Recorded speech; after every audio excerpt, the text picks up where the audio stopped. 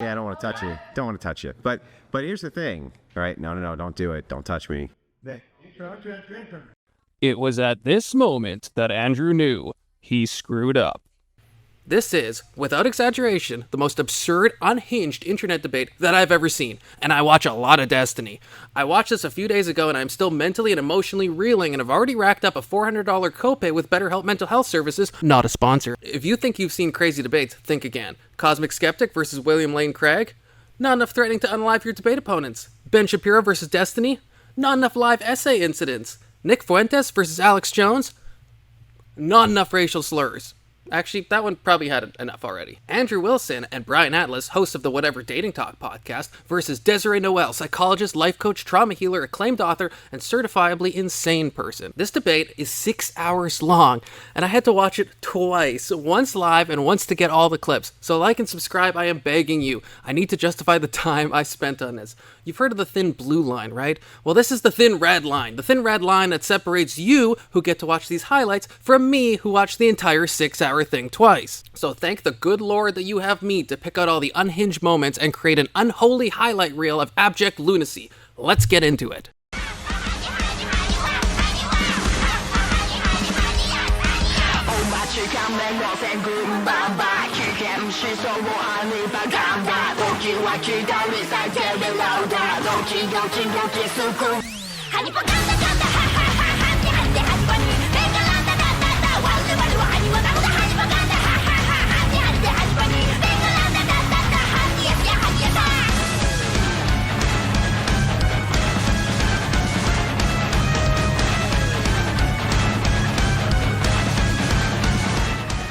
Desiree, you want to introduce yourself into the... Yeah, I'm Desiree Noel. What about your out? You got to give us your accolades and your... Why? Well, you don't have to.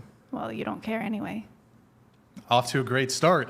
We already see the path this is going down from the very first sentence. This debate didn't go wrong. This debate started wrong. If you're wondering why I haven't told you what the subject of the debate is, it's because, well, I'm not exactly sure. I was honestly shocked that there was still pockets of society that were perpetuating the ideologies that I discovered you promoting to very young, impressionable minds. So, I guess... What ideologies? Basically, colonialism, white supremacy, woman hating. To the best I can guess, this was supposed to be a one-woman Maoist struggle session against the Whatever podcast for their alleged promotion of misogyny, colonialism, and white supremacy. Now, misogyny? Possibly. White supremacy? This is a dating show, so I don't know what she's talking about here, but neither does she, as we'll quickly learn. White supremacy? Yeah. What was anything, even race, talked about in that entire show? Well, you have to understand when it comes to ancestral or generational trauma that I was responding to, it has nothing to do with the external appearance of things. It's an energetics. So when I say white supremacy, I'm referring to the energetics of there being basically a hierarchy of worthiness given to humanity. That's just frankly faulty. So by white supremacy, she doesn't mean anything to do with race, but the energetics of white supremacy, which to her is just any hierarchical structure. So much like Nick Fuentes' opinion of Ben Shapiro's skin color, the perceived whiteness doesn't really matter. So what weight makes it specifically in that white category versus, I don't know, black liberation theology or something like this?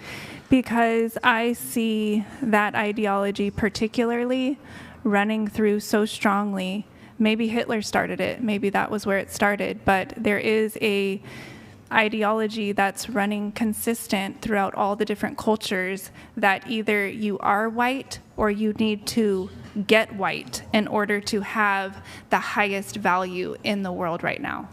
Yeah, but again, you haven't actually identified what makes it white. What makes it white? Again, I am using white symbolically. I am using white as a symbol of a particular ideology. So then why isn't it black? Why wouldn't you say it was black supremacist ideology? I didn't make the rules. I'm just giving you the information. Yeah, but if I say to you, this thing that I'm talking about an ideology, and that this ideology believes it's superior to another ideology, and therefore other ideologies are inferior to it. I can agree with that, but I do need to know why this distinct word white is being used there. Why do you need to know that, Andrew? Well, because you made the claim that it's white supremacy. You didn't say ideological supremacy? You can pick a different word. I did. Black supremacy? So you want to replace white with black? I mean, would we be saying the same thing? Yeah, I believe we would, because then this woman was then propagating black supremacy then. So black, white, interchangeable. And in fact, race to her personally seems incredibly fluid. Brian will now read a DM she sent him before the show in which she refers to herself as black on the inside. It's a thing for us genius black ghetto slave souls inside sexy white bodies. What do you want to know about it? I was just like, do you identify as black? I identify as very complex and very misunderstood because of my external appearance. So she might look like a 40-year-old white woman who's really trying to convince you how much money you can make if you sign up for a multi-level marketing scheme, but on the inside, she's a black ghetto slave soul. Which at least this inner race thing is consistent, because she immediately says the black woman from the previous show is actually white. The problem is, for example, we had the black gal on here, and I would say that she grew up white. So essentially, you can tell from her wounding and her trauma responding and how she was trying to please you and everything that she was saying, you could tell that she was raised, even though her skin was black, she was raised with the ideology that white man is correct. Now that's a hell of a thing to say, given that she only had an incredibly brief interaction with that girl, unless she's like, I don't know, like a very expert savant psychological profiler or something. I'm actually a very expert savant psychological profiler, so I'm telling you, I can tell. Oh, well, in that case. But maybe she just has an incredibly hyper-nuanced understanding of race relations and deals with it sensitively and carefully. Does anybody have the card, the black card? Can you say that? Fuck, bro, are you fucking... Or maybe not. And that's a white woman, by the way, who just dropped the hard R. No, Brian, that's a black ghetto slave soul that just dropped the hard R. Try to keep up. I'm tribal, if that helps you make sense. No, Desiree, that helps me make less sense. I identify more with like a Native American or a tribal Chumash? African culture. Are you Chumash? No, I'm Cherokee and Blackfoot. Blackfoot, okay. Yeah. Like So- in actuality or Yes. identified? Do you have membership? I don't have membership. I don't have enough of the genetics in me to have a. Well, I mean, I've honestly never looked into DNA it. test? Have you taken I never it? did the DNA test. Okay, fine. I think we have enough transracial identities, and trust me, this is edited down, but I think you get the point. Andrew begins to express his worldview of being an Orthodox Christian, which I'm not sure why exactly, because I'm still not exactly sure what the topic of this debate was supposed to be, but regardless, he's immediately cut off. So I have a question for you, really quick. Before I get to the ideology, before I can even tell you the ideology. Are we having Before I can tell you my ideology, you have a question about it before I've even asked? I do. Okay, what's the question? Are you trying to promote that your ideology is superior to mine? Nah, that'd be white supremacy. Disavow. She then goes after Andrew some more and says she doesn't need to know his ideology. She can just already tell what it is. From a psychologist's angle, don't you need to know why people believe the things that they believe? Well, the thing is I tried to explain to you that I am a really expert psychological profiler, so I don't need to have a lot of back and forth with people to understand enough about their ideology to know the program that they're spitting back at me. So that's why it's, to me, to my brain, you have to understand, it feels like a waste of my time, because even though you haven't verbally expressed your ideology, I can tell what it is by the way that you try to trigger me. So, How for have example, I tried to trigger you? Well, honestly, I don't think you want my brain to start unraveling that whole explanation, because it could go on for a really long time. I feel like I've just asked you a couple of questions. Andrew then manages to get out a few basic points of his ideology to set the groundwork so they can begin talking about systemic racism, feminism, and the intersection of the two, which I think is the topic of the debate. And I'm not being intentionally dense here. I've watched the entire 6-hour debate twice, and while I think that was the intended debate topic, I'm just not 100% confident, because things devolve so quickly. After carefully listening to and considering Andrew's points, Desiree then dives into a nuanced discussion about intersectional feminism and how issues related to race and gender are intrinsically linked when looking at systemic inequities plaguing America. Just kidding. She starts talking about spores. I'm referring to literally the vibrational information that has been passed down from the beginning of time. So really, if you want to go into the science of it, it's actually passed down by the spores. Okay, so the spores, fungi, yeast, bacteria, anything that basically is free floating and is creating what we would call mushrooms. You would call it mushrooms or spores in the tiny version. Okay, so they actually carry the information of all the earth, and they are free floating in the air. This is the scientific explanation of how the earth or universal consciousness is speaking to all of us. And the spores, scientists are discovering, were actually the first particles that can be documented. Now look, I like a good spore as much as the next guy, but I just don't see what this has to do with the debate. But I'll just roll with it. I don't mind a sporadic change of discussion once in a while. I'm not a spore loser. I'm a fun guy. There's not much room for disagreement here. I'm gonna need a minute. Okay, I'll stop. I can't help it if I have a silly side. Been thinking about that a lot. But in Desiree's defense, Brian, like myself, is also a little invested in the spores and pushes her for more information. Are there any areas of the world where there aren't the spores? No, they're everywhere. Everywhere. Yes, and they can withstand Like in even volcanoes? lava. Yes, that's Lava. what's the miracle of it. Yes, watch the documentary. It's incredible. Like nuclear bomb? Yes. Can they? Well, obviously, because Do they exist in space? Chernobyl? I Not don't. space. Well, this man is not an astronaut, so I don't think he has access to what they've discovered in space. But only the people who know what we've collected from Mars and things like that could tell you.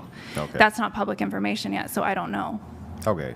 How big are the spores? I don't know. Obviously, a spore is very microscopic. interested in this Well, spores it's all different. It starts very microscopic, tiny, like a cell or an atom, but then So it can they- grow all the way they can to be a mushroom. observed. They can be observed. Yes, they're observable. And do you breathe the spores? Yeah, you breathe it. Yeah, you're breathing them. So when your body system is is pure enough, meaning you haven't messed with all your hormones and things with pharmaceuticals and all of that. So like trans people or? It would depend. I don't know. I don't know enough about the hormone therapies and things that they're giving them. I don't know. Okay, that seems strange at first glance, but it only makes sense that mushrooms could be a fundamental cause of gender dysphoria. Okay, that's the last one, I promise. But I do wonder if gender exploratory therapy could help. Have you seen The Last of Us? The Last of Us. It's no. Well, used to be a video game. Now it's like an HBO hit series. Is that with the bunker? And it's like a bunker, and everybody has Like to a go. zombie apocalypse. But Like the a zombie. spores, once the temperature rises high enough, like due to the global warming or whatever, like the spores can like enter your brain or whatever and like take control of you. I've never seen it, but the It's a good spores. show. The spores are already in control of us. They're already in control. They've always been. Now, I'd be lying if I said I wasn't also thinking of The Last of Us when she was talking. And while it's criminal that she's so into spores but has never heard of the game or show, the major takeaway is that the spores are in charge. And they've always been in charge. This gets a little pushback from Andrew and the live audience, who start to doubt her educational credentials. A text-to-speech message comes in calling her out directly, but she came prepared with receipts of her academic prowess. Grid One Motorsports donated $100. Shockingly, I have a degree, a real one, in psychology, and Desiree needs some help. Vibrational information is some new wave bullshit. Yeah, I got mine from UC Irvine. Mm-hmm. And then I went to grad school too at Cal Baptist in Riverside, and I got a degree in counseling ministry. So she does have a Bachelor of Psychology, which makes me a bit ashamed that I have the same degree she does. But wait, there's more. So you have UC Irvine, and then you have And then California State and then Baptist yes, I went on University. to get certification in a transformational life coaching program with Mary Morrissey. She's very well known in the Brave Thinking Institute. So this one was actually my most expensive certification. This took me 2 years of extra study, $40,000 for this life coaching certification. So this taught me metaphysics, quantum physics, and how to apply it basically into creating anything that you want in life. If you're wondering how a transformational life coach degree could teach you about metaphysics and quantum physics, don't worry about it. Just don't worry about it. Andrew takes issue with her ministry degree because, of course he does. He's from the Orthodox Church, and from his point of view, he doesn't think any woman should be in ministry. So he calls it a degree in heresy, which, as you might well guess, does not serve to lower the temperature of the debate. So it's a degree in heresy. I mean, if you want to call it that. Well, I mean, if they're gonna ordain female ministers, I mean, that would be a degree in heresy, right? That would be heretical. Heretical to what? Your ideology? Well, yeah. Remember, I was trying to give you that earlier, but you Right. didn't So, want it. but I wouldn't call it heresy because it's just my worldview. Heresy means that it goes against. So I guess if you want to disagree, it goes against your very small-minded, square ideology. How do you know if my ideology is square and small-minded? You didn't Well, even because you're want me boring to to tell me. it to you. Because you're so boring, I don't want to hear it. I've heard it a Should million I just times. prattle and cluck like this and absolutely say nothing for over and over and over again, nonstop, and talk about small mushroom spores? And then after we get to the small mushroom spores, let's move over really quick into how we can cherry pick the way that different ideologies of the world are all within some type of narrow prism, and that way, we can then move into the psychological and ideology, universal intelligence, vibrational ENF, and the Akashic records. I mean, does that make you feel better if I Tell me how spur it? you really feel. So it begins to become fully obvious that Desiree isn't interested in a good faith debate. I don't even fully blame her. Last time Andrew was pretty aggressive against her, but it just doesn't seem like she came here with the intention of actually debating. It already becomes difficult to get basic answers out of her. She's a life coach, right? She's a life coach, yeah. A And- transformational life coach. Yeah, and you're also a transformational life coach, I don't label myself as that, no. but you are a life coach. I don't label myself as that. But you said you do life coaching, If that's what people need at the time. so you do life coaching What's the point of your question? to ask if you do life coaching, Why are you asking? What's your intention? to see if you do life coaching. But there's a deeper intention behind that. Can you explain it? Yeah, I would like to know if you do life coaching. Why? So that I know the answer to the question of if you do life coaching. I don't believe that you're being straightforward with your intention, so I'll just say no. No, you don't do life coaching. No. Okay. We then get into one of the many, many meta discussions where they talk about Andrew's conduct and how he responds to her. She accuses him of not caring about her emotions, and this exchange unfolds. But I need to ask, just because I don't care what your emotional state is when we're having a discussion about something we disagree on, I don't understand why that would even indicate psychopathy. It's very common for Stoic men to not care about the emotional status of a person who refuses to adhere It's to very logic. common of men to be abusive. It doesn't mean it's right. Yeah, but now you're conflating two different things. So I would agree. Psychopathic individuals are abusive. Yeah, but just not all because abusive it's people are been psychopaths. True. That's true. Some of them are narcissistic. Yeah, but not all abusive people are narcissists. Some of them are just trauma responding and they overreact. Not all of them are doing that either. Psychopathy, narcissism, trauma responding. We can check those three off our pop psychological overdiagnoses bingo card. Let's see what kind of trauma responding she's referring to. Just basically the mother wound. I could really feel the mother wound unhealed from you guys being... I could understand that the show was all about basically you unleashing your mother wound onto any female that had the compensatory father wound that would match that. You know, I can see that. I myself was born out of a mother wound. Metaphorically, but for C-section babies, pretty literal. Regardless, Desiree thinks Andrew is being abusive. Name a type of abuse that from somebody... you is so broad that encompasses everything. Encompasses emotional, it's the degradation, physical, psychological. It's the degradation. It's the calculated degradation of another individual without remorse, feeling, or care. It's not a trauma response, in other words. Now, what you saw of me in the last show was me trauma responding. So I did hurt people's feelings, and I said things that were, you could say, abusive. You could say abusive. But I really was, I have very complex traumas. I could spend but isn't it a lot of awful- time telling you But about isn't it it. awful convenient to say, when I do it, it's excused. When you do it, it's because you're a psychopath. Well, to be honest with you, you're a predator. I'm not. Incidentally, there's some psychological issues we can talk about here that are on full display. Psychologically, when a person experiences some bad behavior in themselves, they're likely to give external attributions for their actions. I was mean, but I was emotionally upset. I was tired. I was just having a bad day. The spores got to me. But when people experience bad behavior from others, they're far more likely to give internal attributions for the other person's actions. They were mean because they're a psychopath. They're a mean person. They're a predator. Humans are far more likely to point to external excuses for their own shortcomings, but internal attributes for other people's. So perhaps Desiree is teaching us some psychology by example. Well played, Desiree. You are a very condescending person. Try to juxtapose yourself, put yourself in my shoes for a second, okay? Let us assume for a second that I had some knowledge So I hang was on. raised by your type. Assume for a second.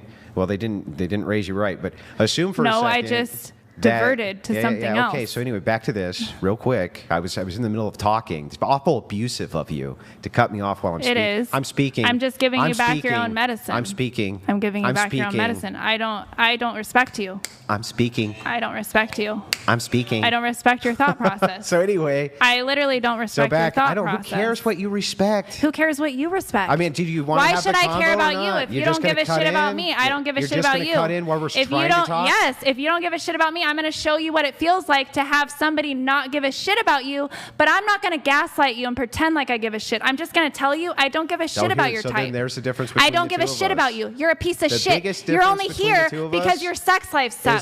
Things are derailing quickly, and it is all downhill from here. If you think things have been wild so far, you ain't seen nothing yet. Also, if you noticed her hit that button, that's her no button that she brought for the purpose of this debate. The presence of her own personal no button was part of a broader list of demands she emailed Brian before the debate.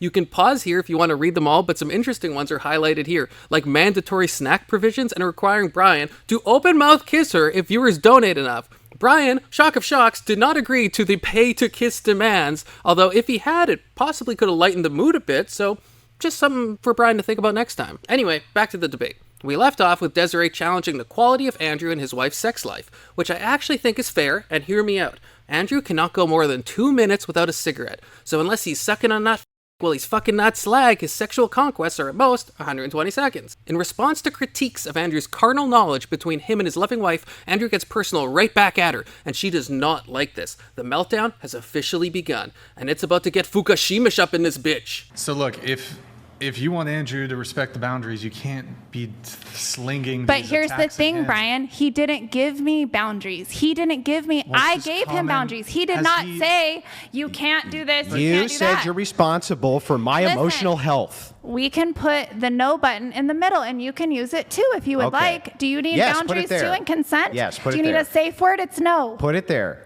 So here's the boundary. Now you feel safe. You You ready? can say no whenever you want. Okay. When I hit the no, that means stop talking. Okay. Okay. Agreed. Finally, the no button has been socialized and democratized and is now available to all. But this comes with a price. A terrible, horrible, no good, very bad price. The price is ass. And unlike Joe Biden, this ass just won't quit. Can I show my ass on camera every time you say no? No. No, we're Why? gonna pass on that. Because that would violate the terms of service. What's the terms of service that I That you can't show can't ass? show your ass on camera? I never signed anything that said I couldn't. So you're going to We're break on the YouTube. TOS? What's the TOS? Nick, just intro if you have to. What is it? It means... We're on YouTube yeah. and Twitch. You can't show. You guys, I'm old. I don't know what these things are. You know what YouTube is. Andrew and Brian say, alas, well, it might be a gas, albeit a tad crass, they'll pass on that ass. We then pivot to Trump. And no, I'm not clip chimping here. This is the flow of conversation as it happened. We are through the looking glass on this one. We are lucid characters in the fever dream of a middle-aged white soccer mom. But don't worry, the threat of ass hangs in the air. An anal sword of Damocles, if you will, a harbinger of gluteus tear ready to make its reveal. Do you like Do you Trump? literally Are know you what the word supporting literally Trump? means? Are Because you, it literally doesn't mean what are you literally you think. supporting Trump? I'm asking you a question. Yes. Look at you. Of course. Okay, look at. There's an area our Venn diagram intersects. So what does that have to do with the price of tea in China?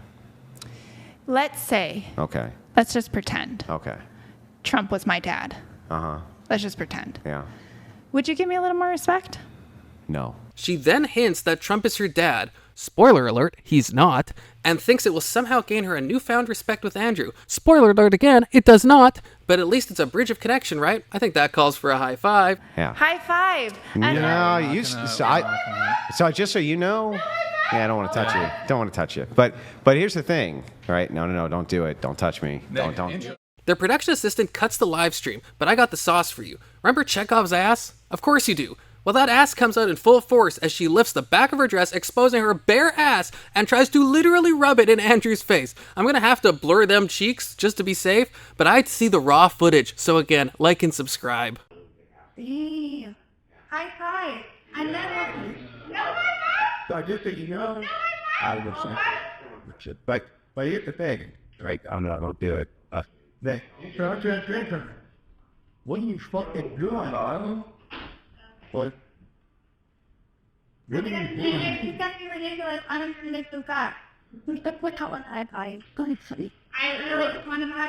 Needless to say, there's no uncrossing this particular Rubicon, and the debate continues its downward spiral of doom. Brian and Andrew are, of course, justifiably peeved about what just transpired. It's, of course, against TOS, but more importantly, arguably a literal crime. If you swap the genders, I think Andrew would be sitting in a jail cell right now. So Andrew walks off to go smoke it off, and Brian confronts Desiree. My ass is literally that dangerous? Bro, you wouldn't do this. You do realize we're a show, right? We don't want to show that shit. You don't want to show ass? You can't be showing your ass. Why? Because I just said so. I can't show my ass on the internet. I do it all the time. Desiree is being intentionally obtuse here, surely, but with this level of insanity, it's like hard to know for sure. I don't see a world in which you could possibly think that showing her ass on her OnlyFans is somehow related to her showing her ass on the Whatever podcast and sticking it in Andrew's face, but surely Desiree, the trauma healer herself, doesn't need boundaries and consent explained to her. Just kidding, of course she does. Yeah, but you're not allowed to sexually assault people. Oh, was that sexual assault? That actually technically was sexual assault. Oh, well, now you know how I feel. Did somebody hear sexually assault? I didn't say sexual, but but you just emotionally, did. You just sexually assaulted. You If have my wife was here, you wouldn't be on this earth. That's I fine. promise. That's fucking fine, because at least I could handle something in the realm of fucking visual. Okay, let me. Coherence. I draw the line at sexual assault. Okay, so do I. Yeah, so no, when you I say just I have a literally tried to boundary, sexually assault so me. when I say I have a boundary When with you come over to me and lift up your whole dress and try to move your ass into Yeah, how my does it face, feel? that's sexual assault. So when you try to impose That your is not sexual hierarchical assault. ideologies to me, that is energetic Not assault. sexual assault. Why did my body register the last time I I don't was here care with what your you body as a rape? registered. My body registered it as a rape. Did I emotionally rape you? Yes.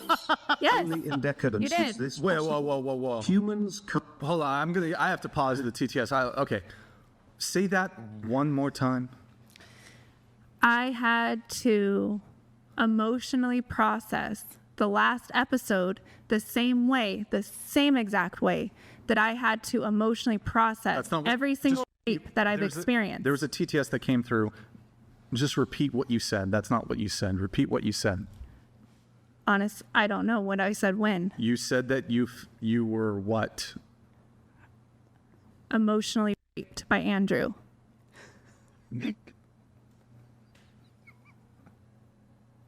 There's a lot that could be unpacked here, but I don't think we need to. I don't think any sensible human being alive thinks this makes a lick of sense. Emotional grape is two words that I never thought I'd hear together, especially not to justify essaying someone. She then goes on to explain the emotional trauma that Andrew and Brian have unrighteously heaped upon her. Whether or not you're a person who says, I'm going to pour gasoline on myself and light a match because I want to do this, because I want to be immolated and completely cook myself, and I see you going for that match, I'll still stop you anyway. But the damage that you did to me in the last show, if I was not such an emotionally stable person, I would have gone home and killed myself. I don't want to reuse the words you precisely used. You said that you went home and wanted to harm yourself because of your experience on the show. No, I was saying that if I was less emotionally stable, I could see how I would do that. We've had over 1,000 people on the show. They're all fine. When you sexually assault They're men, fine? couldn't that be the result of that too? Could it? Couldn't it be the result when you sexually assault men? Did that you feel they in could've- danger? Yeah, well, yeah, of course, yes. Of course, any woman who's not my wife, who in any way tries to put sections of her body near me like that in a sexually provocative way is fucking dangerous as hell, yeah. Oh. Yeah, they're horribly dangerous. I'm just curious. Had Andrew done something similar and he exposed himself? Yeah, went over and just whipped it out. That would have been okay. I would be comfortable with that. Oh my God. Do you think most women would? I'm not most women. Right, but I think we've had our fill of that nonsense, and the debate must go on, and on it goes, with Andrew reading a quote from her book, The Bad Bitch's Handbook, a memoir and guide to personal liberation. In page 71 of your book, you say basically all the greats, including myself and Jesus, with whom you categorize yourself, with whom I have quite a spicy relationship with now, wink, wink. What did you mean by that? Because I talk about, if you actually read my whole book, I talk about that one of my reoccurring fantasies, can I go there? Yeah. was basically something that I had tried to repress my whole time of being a Christian, was a fantasy of Jesus sitting on the throne and me essentially riding him face to face. Fucking Christ, literally. Well, we're in this deep, and so is the risen Lord, so we might as well hear her out. And I was always shaming myself and pushing that fantasy away until finally the death of a friend in my arms basically fucked me up so bad that everything that I thought was true exploded. And I finally started allowing in every part of me, including the dark and the things that I had previously disowned from myself and shamed. I let it come in, and what I realized was that my sexuality wanted to reintegrate with my spirituality. And my spirituality at the time, because I was coming out of a Christian ideology, my spirituality at the time was the conceptualization of my creator, of my divinity as being incarnate in Jesus. And so what I realized was, in allowing that fantasy to be alive in my body, was that I simply wanted oneness and face-to-face, eye-to-eye contact with the fullness of God.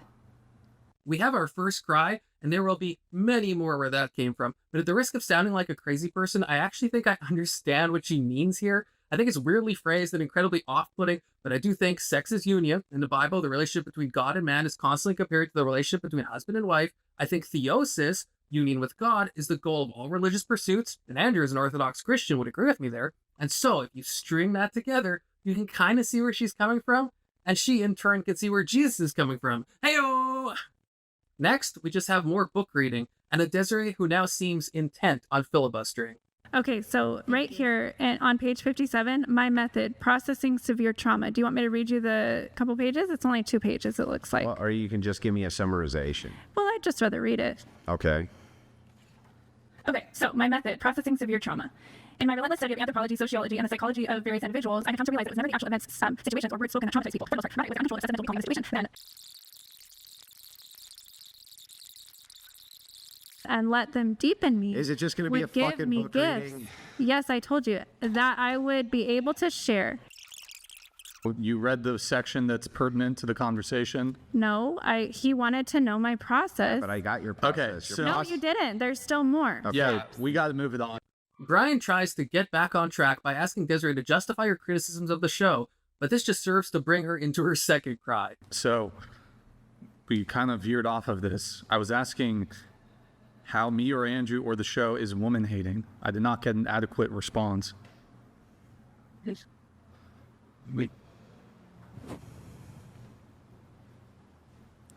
Because I'm a woman and I've shared a lot with you, and it's never been met with any sort of understanding or empathy. It's only been met with hostility and like this weird commitment to not understanding me. And Can I just say the same thing to you? sure, No empathy, no understanding. sure. If that's how you feel. What's that Aristotle quote about crying? GMD Jim donated $100. Trust not a woman when she weeps, for it is her nature to weep when she wants, so will Socrates. Socrates, yeah. Now look, I usually don't like to try to judge if a cry is real or not, but Desiree seems like she can turn it on and off at will, which she even admits to later, which is a bit of a red flag for manipulative crying. I don't want to outright say it's a manipulation tactic, but it really feels like a manipulation tactic. A crying woman is a scheming woman. False in legs, false in thighs, false in breast, teeth, hair, and eyes. But Desiree is clearly claiming to feel mentally and emotionally unsafe, both in this debate, but especially in her prior appearance on the Whatever podcast. But inquiring minds want to know, if she can justify what arguably amounts to essay, what else can she justify? If somebody is making you feel unsafe in your mental or emotional space, saying even not categorizing what you did as violence, is violence justified as retribution if somebody makes you feel unsafe? Physical violence makes you feel unsafe in the emotional or psychological space? Yeah, it's called eye for an eye. You reap what you sow. So, just so I understand this correctly, you would have also been justified to, for example, like try to physically assault Andrew in that moment also? I believe I would, yes. Right. Would you have been legally justified? Yeah, I believe I could get away with it. Legally? You could get away with it legally. I need to see some pretty compelling case law to believe that. Desiree is not liking the direction this conversation is going, and hey, she's thirsty, so she goes to get some water. Or does she? Water doesn't work Okay. for you. All right. Brian attempts to wrangle her back to the table, but she is not having it. Desiree, can you return to the table, please? I'm not ready yet. But no, she will not return. The water was a ruse. She's out of here. Go ahead and go. You're gonna go? You sure you don't want to just say goodbye?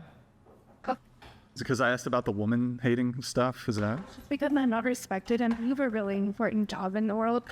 you weren't respected? How was it? Wait, you didn't really say goodbye though. Do you at least want to sit down briefly and just say goodbye to the? Okay, you can have the last word. I think we can reconcile this. Goodbye. She's pressing the no button on her way out. She's pressing the no button. An hour and 50 minutes. That fucking broad needs to put the cuckoo back in the clock. Crazy. Crazy. She is gone. What a crazy debate, but at least it's over. Psych! It's far from over. We're just getting started, baby, but at least we have a brief intermission before things really ramp up to an 11. So Brian returns to the table, and him, Andrew, and Maddie begin to try to wrap their mind around just what happened. They have clearly just experienced a traumatic incident, and they need to unpack this. If only there's a life coach here with a degree in counseling ministries and psychology who specializes in dealing with trauma. Curses! Wow. Okay, that was an interesting one. Didn't have essayed by lunatic on my bingo card this morning, Brian. I don't even know where to honestly. So guys, we didn't even really get into it because we were gonna get into. She sent like DMs upon DMs upon DMs of like her positions, legal threats. You kind of got a glimpse into the madness and chaos. The three of them continue in the retrospective. Brian checks the couch and finds a mysterious wet spot where Desiree was sitting and also checks his phone. She had On the couch, there's like a wet spot on the couch. smell it. Me and Andrew, she is going to come back, but the stipulation is that we have to apologize. That's right, she's coming back. I don't know why. Maybe she popped the Valium. Maybe she boofed some cocaine. Only God knows. Cut to earlier. I am so freaking straight edge for my whole life. I'm literally the bitch that's calling people like, where does somebody get drugs? Like, I don't even know how this works. Where does one go and get cocaine, for example? Where does one get LSD? I literally don't know. Officer, you think I was speeding? I don't even know what an accelerator does. How would I speed? Would I push it down with both my hands? Drugs? Me? Where would I even get drugs? Would I call up 1-800-566-DRUGS and say, hello, operator, I'd like 5 of your finest LSDs, please? But whatever happens, she wants to return under the condition of a simple apology. Brian and Andrew accept. Hey, it's content. But while Desiree is not yet physically present, her chaos is with us in spirit. 4 hours before my scheduled appearance and is not refundable.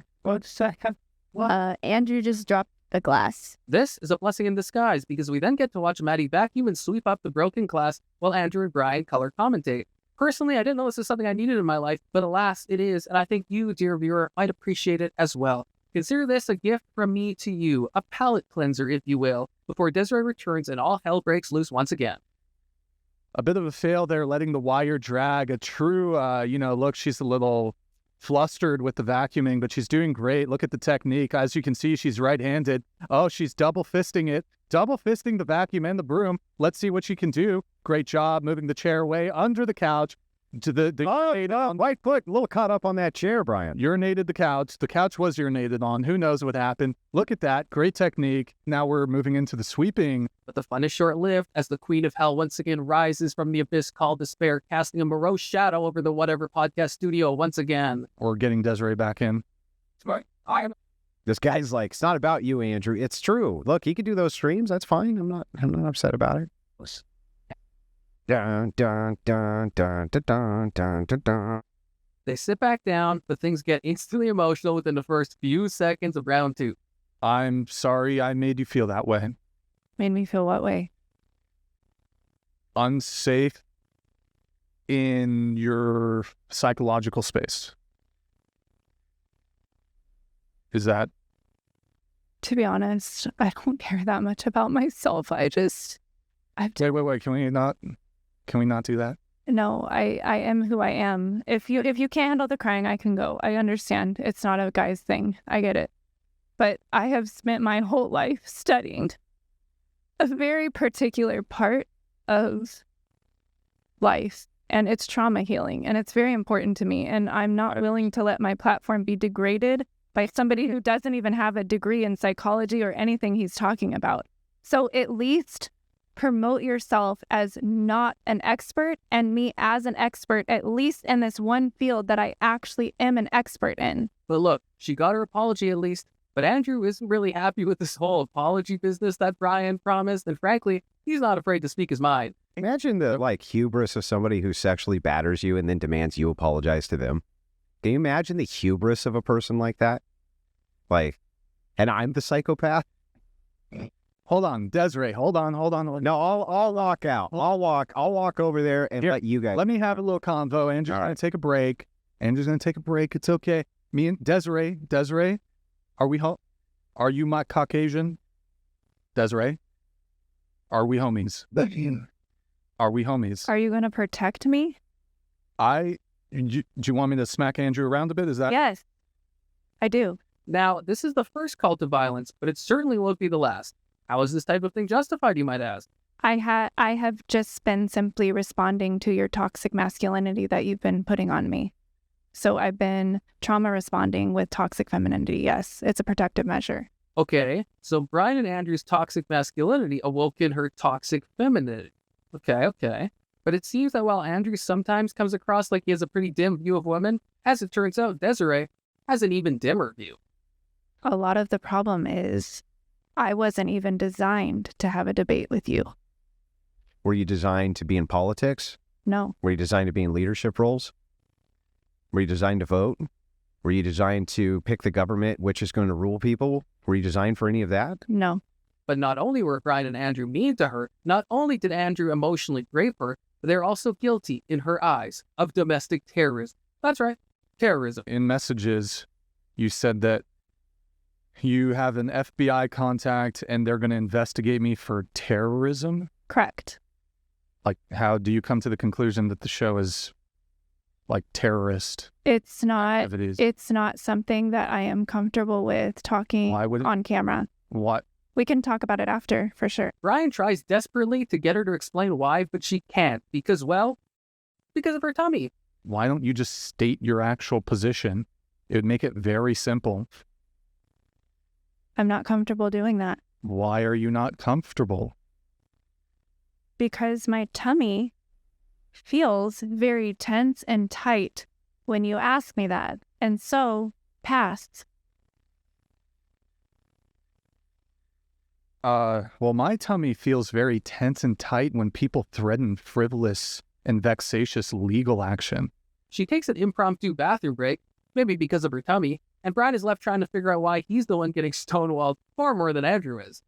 It's interesting, even though I feel like I'm being more... am I being more polite than Andrew? Not to say you're being whatever, but she seems to actually be somewhat able to engage with you. But every single thing I've brought up totally stonewalls me. Refuses, every single thing I've brought up just refuses to actually have a conversation about it. Think it's your tone. You got to learn how to talk to obstinate women, Brian. But she returns as she always does, and they move into talking about healing from trauma. And to no one's surprise, she has some questionable ideas about sexuality and healing. So you have to understand with these extreme traumas, primarily coming from a sexual wound from a parent, that's the most extreme form of trauma that a human can endure, spiritually, psychologically, emotionally. Okay, so The only way to actually heal from that is to what is called reanimate the trauma. But what you need to do is do it under your terms. So that's why I had to get into kink and BDSM. So conscious kink and BDSM, meaning bondage. What's this? Okay, so that is actually a very powerful healing modality for these most intense, extreme sexual traumas, which I faced. Normal, you could say tame, textbook psychological processes don't touch that depth of trauma. You literally have to transmute it, or you have to essentially,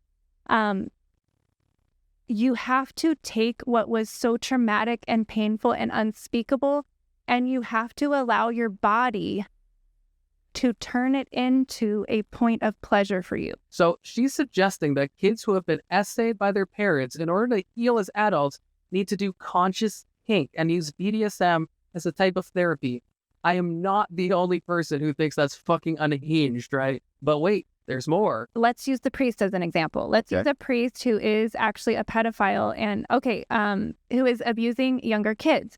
The only way to heal from that depth of depravity, we could call it, the only way to heal that is that man needs to admit that is now part of his sexuality. So if this is part of my sexuality, how can if they do that, Desiree, they end up repeating the cycle. No, you're not listening. They need to. That's because you're wrong on this. To admit to themselves the energetics. What is it about this little boy that turns me on? They need to get to. All right. We got to move off the topic.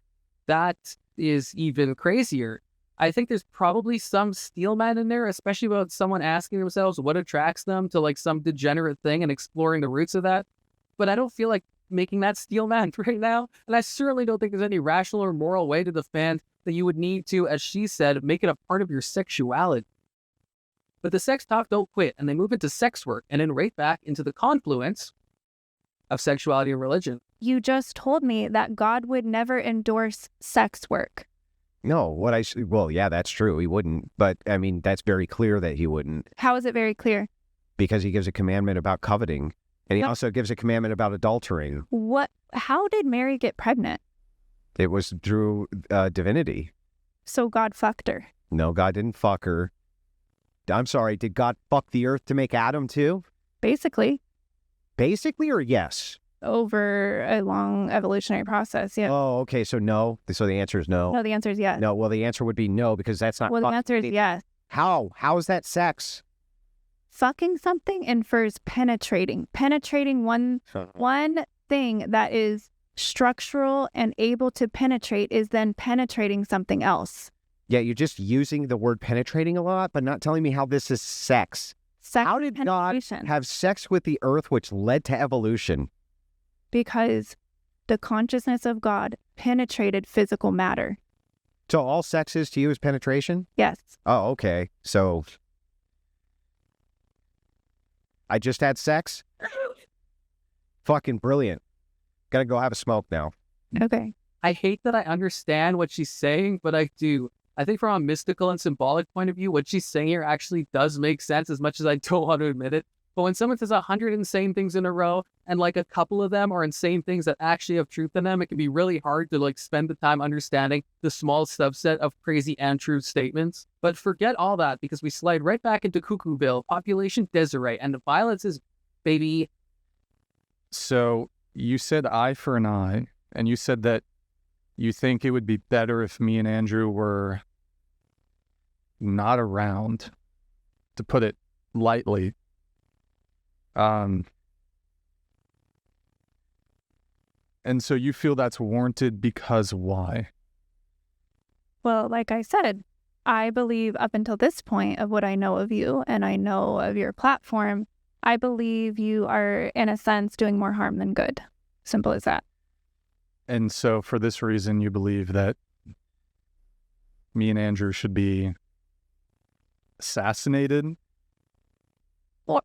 Or just not exist anymore. We talk about dating, and sometimes it gets about culture war and political stuff, but mostly about dating. And we talk, like I said, Andrew, or Brian, are you trying to argue, or do you want to know why I am telling you I wouldn't mind if you disappeared?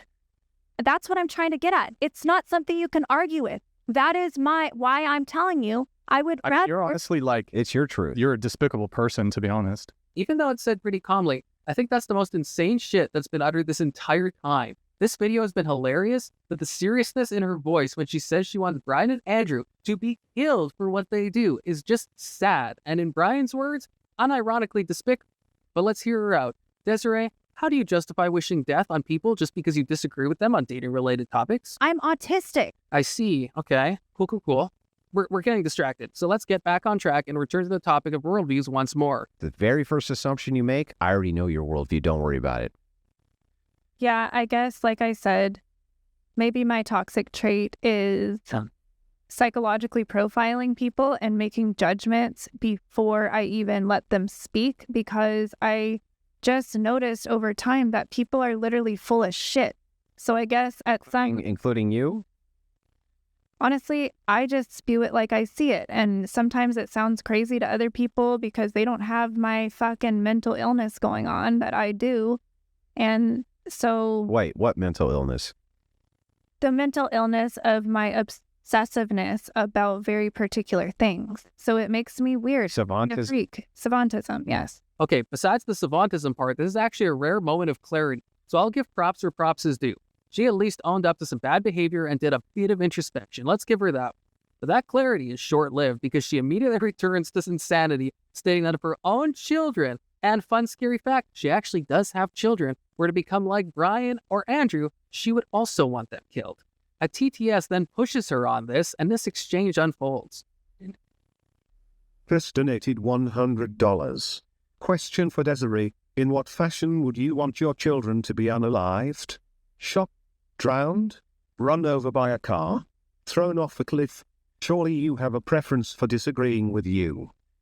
This is in response to you saying that Yeah. if your children conducted themselves in Right. that Like if they became us. sociopaths or psychopaths when we're creating harm to society. If my children presented as psychopaths or sociopaths and got to the level of creating more societal harm than could be contained, then yes, I would not want them here anymore. I mean, But surely you, being the ever-charitable YouTube viewer that you are, think that if pushed for specifics, she would back down. She certainly wouldn't push for a method of execution, right? Chris donated $69. She didn't answer the question. Does she prefer they get shot, drowned, thrown off a cliff, light them on fire, run them over a car, or etc.? Let's clip this and show this to CP. TTS is 69. Your answer? Lethal injection would be the most humane. Alrighty then, moving on. Brian takes this opportunity to jump subjects, which at least here makes sense, and confronts her about something she did before the debate. I know. I'm just saying that was not appropriate behavior. Your entire conduct before the show, which we went into on the show, was inappropriate behavior. You want to talk about professionalism, inappropriate behavior. I'm happy to have a conversation about it. On June 16th, did you send to me, without my consent or permission, did you send a nude photograph of yourself to me, to the whatever Instagram page? Yes or no? Did I? I don't know. You don't? I don't know who I send nudes to on what day. What's the term for it? Unsolicited. Unsolicited. You said yes, thank you. On June 16th, did you send an unsolicited nude photograph to the whatever Instagram page?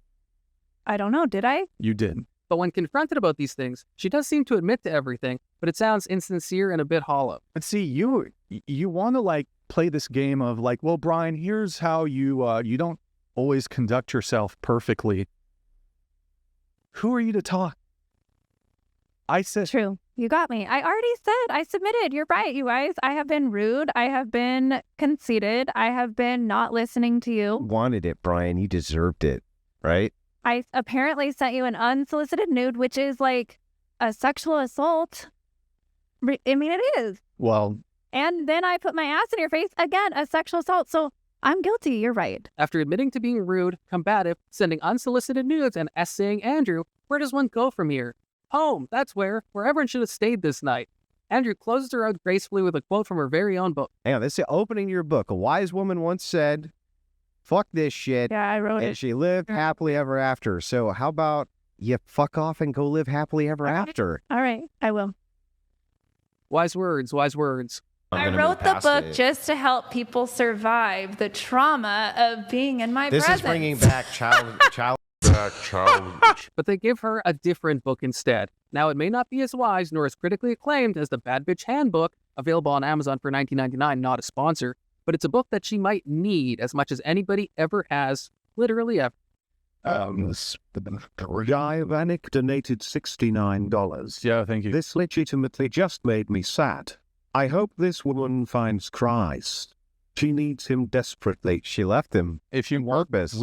we do have some Bibles if you want one. Do you want me to have one? We could give you one. Yeah, that's on me. I'll replace it.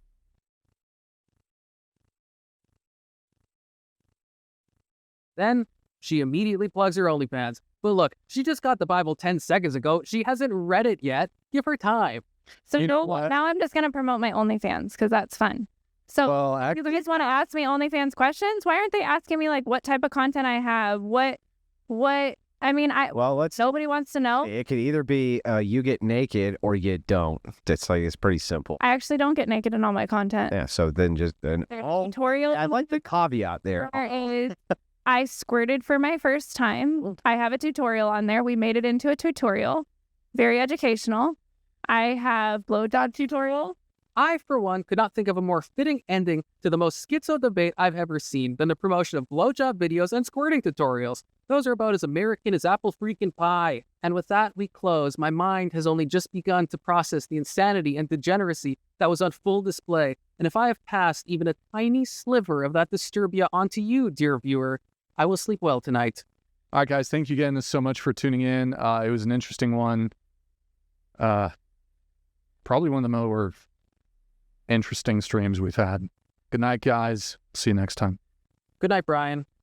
And good night, YouTube. We have one member missing.